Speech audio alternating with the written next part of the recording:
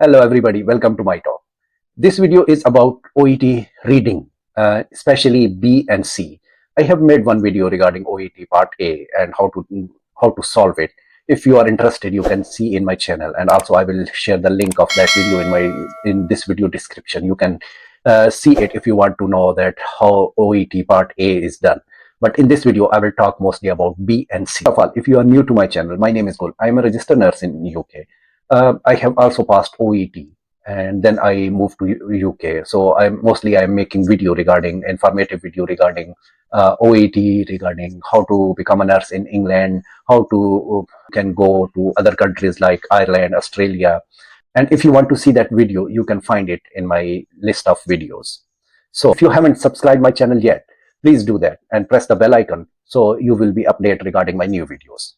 So let's go to the video regarding OET reading part B and C.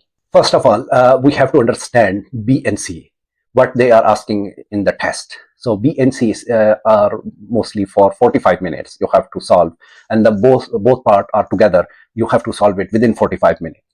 And in the B section, there are one paragraph and 4 multiple choice questions. You have to solve it. And in the C, there are long 2 paragraphs and then multiple question at the end, and then you have to solve that one. So, like any other test, OET reading, some people find it very difficult. Yeah, of course, it is difficult if you are not used to, if you don't have any habit of reading like me, so you will find it very difficult, OET reading. By the listening of the name of reading, you will say, oh my God, it's reading, who will read it, and then who will give the answer. But it's not that difficult at all. If you pay a little bit attention, you can easily do it. And then some people say, oh I have given multiple tests, my score is not improving, what we have to do. So we will discuss all this thing in the video. Let's go to the video. And I will share a couple of techniques with you, mostly 5 techniques that you can easily solve that, easily crack the test, and you can get your B score. Also, we'll try to do a couple of questions for both B and C, and we will see that how we can answer, and I will show you practically that how you can easily answer the question. Most of you always ask from me that if you are a new and how you can start OET reading, how you can prepare yourself. So my answer is start from OET part A, reading part A. Start with the reading part A, and then you can come to B and C, because B and C is a bit detailed. You have to read it, you have to understand it, and then you have to give the answer. So the first trick is to understand what is being asked from you. Like in part A is mostly skim and scan, and you have to answer the question. But part B, mostly they will ask about your overall understanding. For example, they will give you any paragraph, and then they will ask question that what's the correct answer. So definitely there are 3 wrong answer and one is correct. So what you have to do is eliminate the wrong answer, and then there will be less choices than between, let's say you have 4 options. So you can easily eliminate 1 or 2 options that you know that this is not relevant at all. So you can eliminate those choices, and then you will be left with 2 questions, and then you can easily decide what is the correct answer. For that, you have to do lots of practice, lots of reading. You develop the habit of reading, and in almost all of my video, I keep on saying that develop your habit of reading and try to read it fast. And the second one is leave the difficult question for the last. If you read the paragraph, read the questions, and you don't understand it, you don't get the answer, so just leave it. You can always come back to that question. The third, most of the time, there will be a very difficult English sentence. Maybe you are reading it for the first time, or sometimes they will do is that they will underline some sentence. So they will ask question regarding that word or that specific part of the question paper. So don't worry about it. If you don't know the sentence, it doesn't matter. The technique is that you have to read before and after that word. If you read before and after that word, you will make sense that what they want to say. Sometimes they will say, oh, in other words, want to say like this. So you can easily understand. I will try to do practice with those type of questions, so for your better understanding. And the fourth trick is you have to develop your vocabulary. You have to increase your vocabulary, and you have to learn also synonym. Synonym, if you know the synonym, you can easily answer the question, because most of the time they will, because in the paragraph there will be different words, but in the question there will be different words, but with the synonyms. So if you know the synonyms, You will understand the question, you will understand the paragraph, and then you can give the answer. In reading part B and C, most of the time they will try to trick you. The question will be tricky, so you have to develop the habit of reading in between the line. And if you get the idea, you will understand the question, you will understand the paragraph. Most of the time I'm saying, if you develop your habit of reading, uh, this will help you a lot. Like you can develop the habit of reading skim and scan. You can develop the habit of reading thoroughly and get the idea. Like if you have any paragraph or any article you are reading, that try to make a sense of that article. Try to make the reason why the author written this paragraph, what he wanted to say, if he criticizing anybody, if he appreciating anybody. So if you understand this technique, and then it will be helpful for you. Definitely, or they are making tests difficult because they want you, they are expecting you to be a expert level reader. So if you want to be an expert level of reader, you have to do lots of practice. And at the end, people are saying, I given 2 or 3 tests, but my score is not improving. I am stuck with the same score for 2 or 3 times. So what's the reason? The reason could be you have to change your technique of reading. Like let's say you are reading the paragraph first and then you are reading the question. Now change it. Read the question first and then read the paragraph first. For some people it will work. At the end, one unlicensed tip. If you see that you can't answer this question and you have eliminated the wrong one, but still you are confused, just make an intelligence guess. Because in OET there is no negative marking, but if you leave it open, it will hurt you. But if you do any intelligent guess, sometimes your guess will be correct and you will get the marking. In OET reading, you need to have 34 to 35 or 36 correct question. If you completed part A 100%, you will get 20 marks from that one. If you get 20 marks from part A, and then you will need only 15 or 16. And part B and C is a bit difficult. So you can get easily 15 or 16 answer from that B and C together. So let's go to the practice. We will do a couple of questions as a practice, and then we will see how we can solve the questions.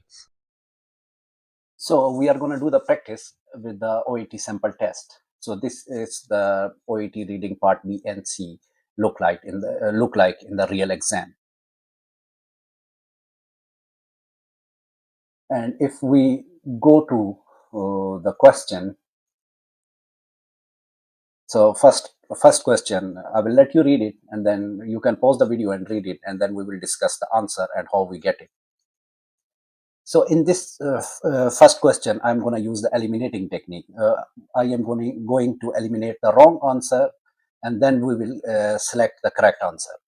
So the part A, it's wrong. In the first question, if you read it, the first option, there in the paragraph, there isn't anything mentioned regarding that in charge have to supervise the opening and closing of the cupboard.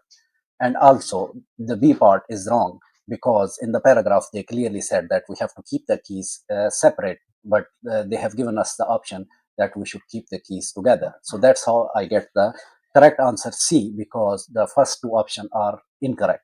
So we will do one more question for the B part. I will let you read it, and then we will discuss what's the correct answer and why I got this correct answer. So the correct answer is A. How I get it? Because if you read the paragraph, they said at the end, they said that staff should continue to take great care to avoid bed rail equipment. But whenever they use this sentence, but, however, and something, this type of word, so you have to be very careful, because the answer will be after that, usually after that. But be aware that in hospital setting there may be a greater risk of harm to the patient who fell out of the bed. So it means we have to keep using the bed rail even though there is harm. That's why I selected the option A, because benefit to the patient of using bed rail can outweigh the danger. So for part C, my technique was usually I will read the question first, and then I will go to the paragraph for the answer. So first read the question, and then we are going to go to the paragraph, and you can guess the correct answer, and then we will discuss how we get this answer and why. So the correct answer is A, because it was, if you read the paragraph, in that clearly said that it was preventable. And then the second option, third option, and fourth option, they are not the true. And the correct answer is A. Why it is A? You have to go back to the paragraph. So if you see that patient was mistakenly injected with the antiseptic chlorhexidine, so it's happened. This is our hint that it's happened. The hospital says it's not happened all the time. It's so it was preventable. That's why it shouldn't be happened. And if you read the other option, nobody was willing to accept the blame, and surgeon should have tried harder to save her life. And the fourth option, its type of incidents is becoming more and more common. They are not the correct answer because surgeon did what they want. They try to did they try to amputate her leg, and then they could not save her because the damage to her internal organ was so severe that they could not save her. So the correct answer is A. Now we will go to part C, second question. Please read it. So the correct answer is C. Why it is C? Because we have to give answer only the underline, not the entire paragraph. We have to give only answer to that underline phrase. So if you go graph, as I told in my video, that sometime if some underlined word are coming or some very difficult word they are using, usually they will explain uh, before or after the sentence. So they try to tell us after this underlined word, in other words, our answer came from. That staff are focusing attention on limited numbers of issues. The rest of the options are irrelevant because we have to give only because we have to give the answer to only underlined sentence. Hopefully you have liked my video. And if it's helpful for you, please share with your friends and ask them to subscribe to my channel. We'll see you in the next video. Take care.